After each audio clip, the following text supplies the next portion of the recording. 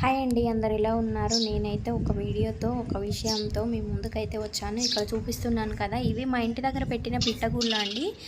పిట్ట అయితే పాపం ఏమైందో ఏమో తెలియదు, కానీ కింద పడి మొత్తం చీమలు పట్టేసిందండి. ఎండాకాలం చీమలు ఎక్కువ ఉంటాయి కదా, ఎండకి పాపం ఏమైందో ఏమో దానికి తెలియదు కాబట్టి మొత్తం చీమలు పట్టేసి ఎటో కదలకుండా అయిపోయింది. చూసారు కదా, పిట్టలు అయితే మన చేతులు ఉంటాయా అండి? కనిపిస్తుంది కదా మీకు, అవి దొరుకుతాయా మనకు?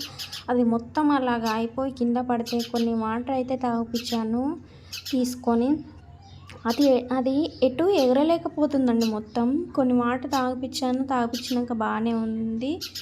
ఇంకా అది అప్పటికే ఇలాగ అయిపోయింది పాపం. మొత్తానికైతే పిట్ట అయితే చచ్చిపోయింది.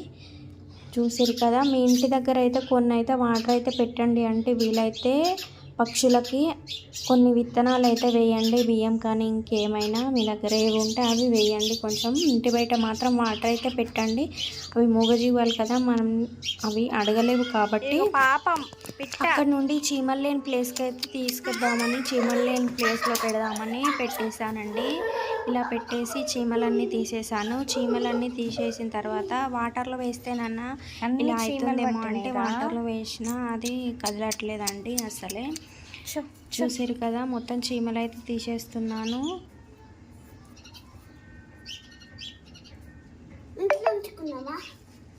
ఇగో దీనికి ఏమైందో ఏమో, అన్ని చీమలు పట్టాయిరా. మనకు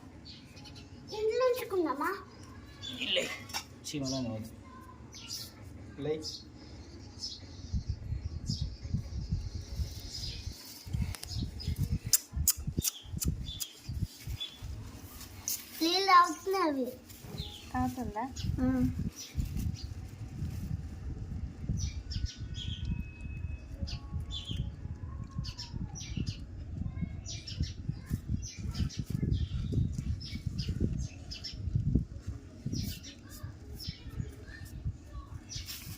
రెక్కలు రాలే, బయట బూరు రాలేదని.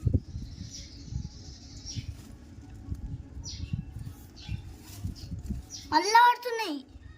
ఇంట్లో మమ్మీ ఇంట్లో పెట్టుకున్నామా? మమ్మీలే మళ్ళీ పడుతున్నాయి.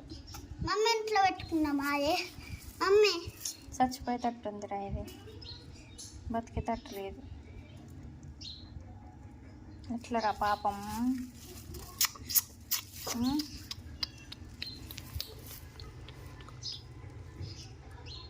కళ్ళు మూతుంది వాళ్ళ మమ్మీ.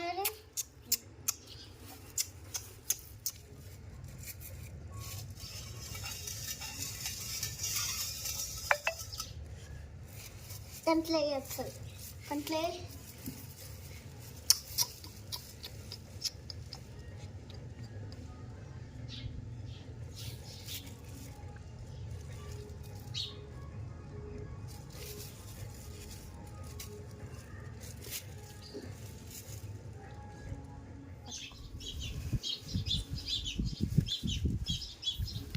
పాపం అంటుంది. అమ్మను పిలుస్తుంది వాళ్ళ అమ్మని. అది గోడ మీద పెడితే కింద పడుతుంది. పెట్టకు, గడబెట్టు, గమ్మెట్టు గడబెట్టు. లేకపోతే గిత్తులో చెట్టు కాడ పక్కకు పెట్టు.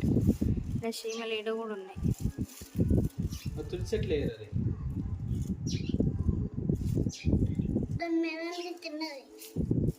పాపం పిట్టలకు నీళ్ళు పెడతారా రోజు?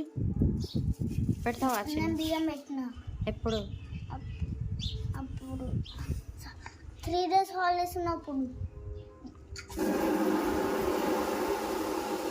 అడబెట్టిగా